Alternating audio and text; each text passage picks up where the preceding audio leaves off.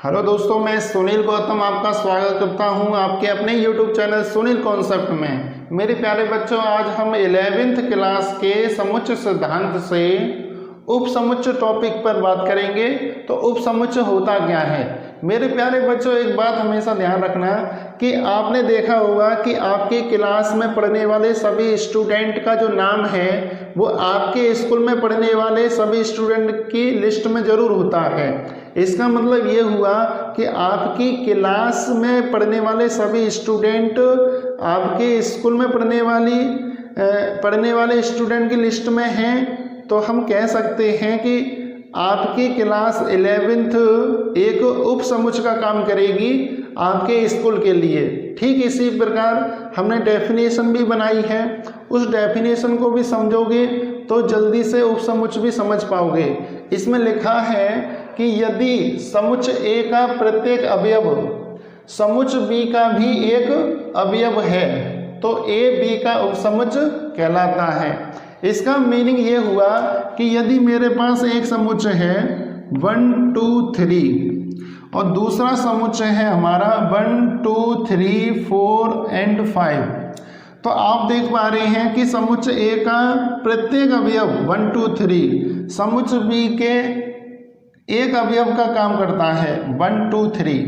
तो इसका मतलब इसका प्रत्येक अवयव इसमें है। जब इसका प्रत्येक अवयव इसमें है तो हम कहेंगे कि ए उपसमुच्चय है किसका? उपसमुच्चय है बी का। बात समझ पाए? जब ए बी का उपसमुच्चय होता है तो हम इसको लिखते ये हैं ए और B. A is the subset of B. English में बोलते हैं A is the subset of B. ये बात समझ पा रहे होंगे। और इसको हमने लिखा A is a subset of B. इसका मीनिंग ये हुआ कि यदि स्मॉल ए यदि समुच्चय ए में है, स्मॉल ए यदि समुच्चय ए में है तो हम कह सकते हैं, इसका तात्पर्य ये हुआ कि स्मॉल ए बी में भी होगा। तो small A belongs to A, मतलब small A belongs to A, तो हम कह सकते हैं कि small A belongs to B. जैसे यहाँ पर 1 किस में है? इसमें है, तो 1 बिलोंग्स टू ए। तो हम कह पा रहे हैं कि 1 बिलोंग्स टू बी। इसका मतलब यही तो हुआ कि 1 ए में है तो 1 बी में भी तो है। इसी प्रकार 2 ए में है तो 2 बी में भी तो है। 3 ए में है तो 3 बी में भी तो है। इसका मतलब यहाँ पर यही साफ हो रहा है कि इसका प्रत्येक अवयव इस दूसरे समुच्चय बी में उपस्थित है। तो हम इसी को कहते हैं उपसमुच्चय। तो ये जो हमारा ए है ये किसका काम करेगा? बी के लिए उपसमुच्चय का काम करेगा। तो A is the subset of B. A B का सबसेट है। इसको लिखते हैं ए बी का उपसमुच्चय है। इसको हिंदी में क्या लिखते हैं? ए बी का उपसमुच्चय है। ये बात समझ पाए? अब इसके बाद आप ये बात देख रहे हैं कि यहाँ पर यदि आप एग्जाम्पल्स को गौर से देखोगे तो एक बात और समझ में आएगी कि इसका प्रत्येक अवयव इसमें तो है, लेकिन इसका प्रत्येक अवयव इसमें हो भी सकता है और नहीं भी हो सकता है। जैसे 1 2 3 तो इसमें है लेकिन 4 5 नहीं है इसमें। इसका मतलब इसका मतलब उल्टा यदि देखें तो B is not subset of A, is not subset of A। इसका मतलब B A का उपसमुच्चय नहीं है।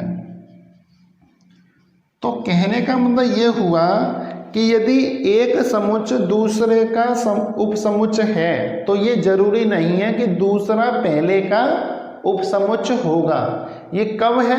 जब दोनों में अवयवों की संख्या अलग अलग हो। जैसे यहाँ पे अवयव कितने थे? 3 थे। यहाँ पे कितने थे अवयव? 5 थे।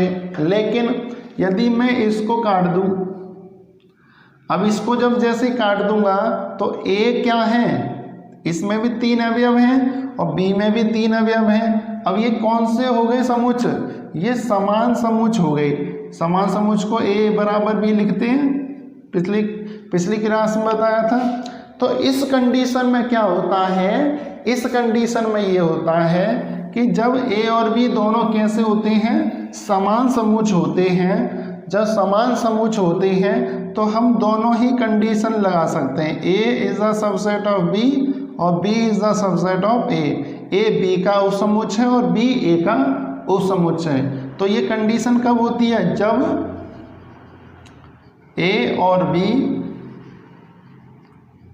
समान समुच्च होते हैं। तो ये वाली भी बात समझ पाए होंगे कि जब समान समुच्च होते हैं तो इन दोनों का रिवर्स संभव है, लेकिन जब समान समुच्च नहीं होते हैं तो इन दोनों का रिवर्स संभव नहीं है। कहने का मतलब ए बी का तो उपसमुच्च है लेकिन बी ए का उपसमुच्च नहीं होगा। इसको समझने के बाद हम आगे बढ़ते हैं और डेफिनेशन क्लियर करते हैं। उपसमुच्च की डेफिनेशन क्लियर करने के बाद हम बढ़ते हैं, कुछ नोट करने वाली बातें हैं। जैसे नोट करने वाली बात यह है कि प्रत्येक समुच्च जो होता है स्वयं का उपसमुच्च होता है। सबसे पहला पॉइंट नोट कर लेना है कि प्रत्येक समुच्च स्वयं का उपसमुच्च होता है। अब इसका मीनिंग क्या हुआ, जैसे मेरे प्यारे बच्चों ए मेरे पे सेट है 1 2 3 का और यही सेट है ये 1 2 3 ए, तो ये दोनों ए, इसका मतलब ए अपने आप में खुद उपसमुच्च का काम करता है। ए इज द सबसेट ऑफ ए। तो प्रत्येक समुच्च स्वयं का एक उपसमुच्च होता है। एक बात ये बात समझ में आई। फिर उसके बाद हमेशा ध्यान रखने दूसरा पॉइंट और याद कर लेना कि जो रिक्त समुच्च होता है, रिक्त समुच्च फाई प्रत्येक समुच्च का उपसमुच्च होता है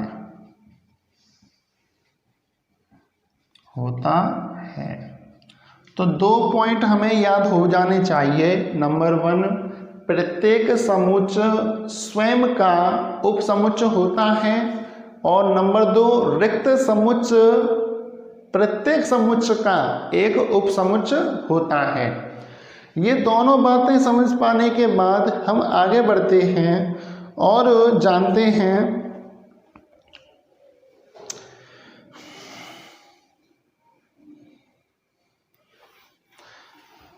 उचित समुच्च और कौन कौन से होते हैं। उचित समुच्च और अधिसमुच्च। जैसे A is a subset of B, A B का सबसेट है तथा A is not equal to B. यदि ए बी के बराबर नहीं है, मतलब समान समुच्च नहीं है। 2 समुच्च की बात कर रहे हैं मेरे प्यारे बच्चों, एक ए और एक बी। यदि ए उपसमुच्च है बी का और साथ ही साथ A is not equal to B, समान नहीं है, असमान है, समान असमान है, तो असमान समुच्च हैं, मतलब अवयवों की संख्या समान नहीं है और आइडेंटिकल भी नहीं है। तो जब ए जो है वो उपसमुच्च है बी का और ए बराबर नहीं है बी, जब ये दोनों बराबर नहीं हैं तो हम क्या कहते हैं, ए हमारा उचित समुच्च कहलाता है।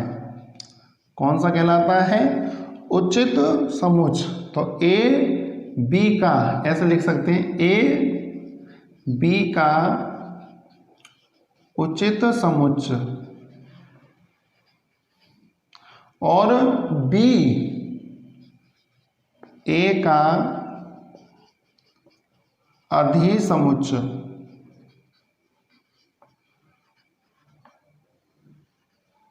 कहलाता है। ये बात समझ पाए? तो ये भी नोट करने वाली बात है क्या कि यदि ए उपसमुच्चय है बी का और ए और बी दोनों बराबर नहीं हैं तो ए बी का उच्च समुच्चय कहलाता है और बी ए का अधिसमुच्चय कहलाता है। इसके बाद यदि किसी समुच्चय में एक अवयव हो, दूसरा पॉइंट क्या है, यदि किसी समुच्चय में एक अवयव हो कि यदि किसी समुच्चय में एक अवयव हो तो उसको एकल समुच्चय कहते हैं। यदि किसी समुच्चय में एक अवयव है मतलब उसमें अवयवों की संख्या कितनी है, एक है, तो उसको एकल समुच्चय कहते हैं। बार बार इन डेफिनेशंस को याद करना है मेरे प्यारे बच्चों, नहीं तो ये एकदम अलग हट जाता है टॉपिक, क्योंकि ये जो टॉपिक है वो थ्योरेटिकल ज़्यादा है, समझने वाला टॉपिक है। इसमें फॉर्मूले तो कुछ है नहीं है, सिर्फ समझना है। तो समझते रहें और लगातार इसके नोट्स तैयार करते रहें जिससे कि आप जब भी कभी ज़रूरत पड़े उन नोट्स से आप रिवीजन कर सकें।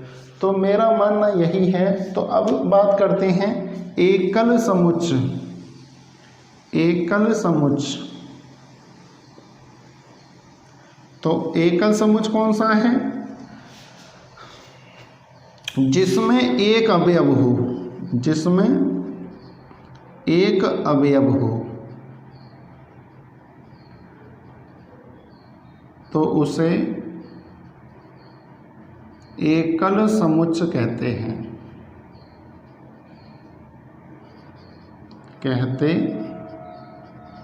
बात समझ पाए? एकल समुच्चय कौन सा होता है? जिसमें एक अवयव हो उसे एकल समुच्चय कहते हैं। जैसे तो ये हमारा इसमें एक अवयव है तो इसको एकल समुच्चय कहेंगे, एकल समुच्चय, एकल समुच्चय। तो उपसमुच्चय की डेफिनेशन क्लियर हुई। अब कुछ मैं एग्जाम्पल्स देता हूँ, उससे आप और क्लियर करें कि ये उपसमुच्चय है कि नहीं है। ठीक है, तो 2-3 एग्जाम्पल मैं लिख देता हूँ जिससे कि आप टॉपिक को क्लियर कर सकें। जैसे मेरे प्यारे बच्चों, एक है ए है हमारा 2, 5, 3 और बी है 1, 2, 3, 5। अब मुझे बताओ कि ये ए बी का उपसमुच्चय है, तो आप चेक करोगे कि 2 इसमें है कि है, 5 की है, 3 की है। इसका मतलब प्रत्येक अवयव बी में है। जब बी में है तो A is the subset of B लिखेंगे। ठीक है, ये सिंबल के रूप में लिख दिया। और वैसे हिंदी में ए बी का उपसमुच्चय है। इसके बाद एक और ले लेते हैं। जैसे एक है हमारा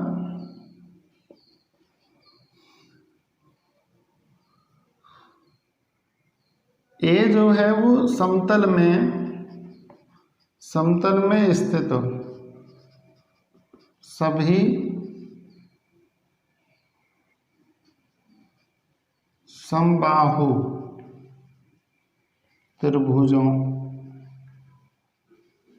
का समुच्चय। और बी में मैं लिख देता हूँ समतल में स्थित सभी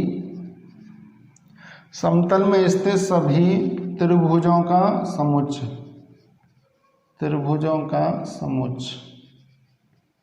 तो मेरे प्यारे बच्चों, अब हमें पता करना है कि क्या ए बी का उपसमुच्चय है।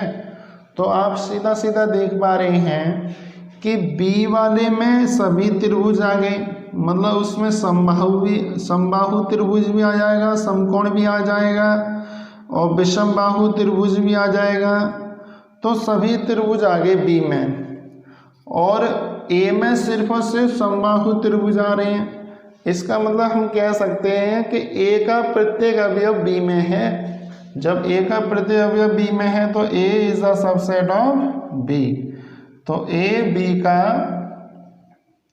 उपसमुच्चय है।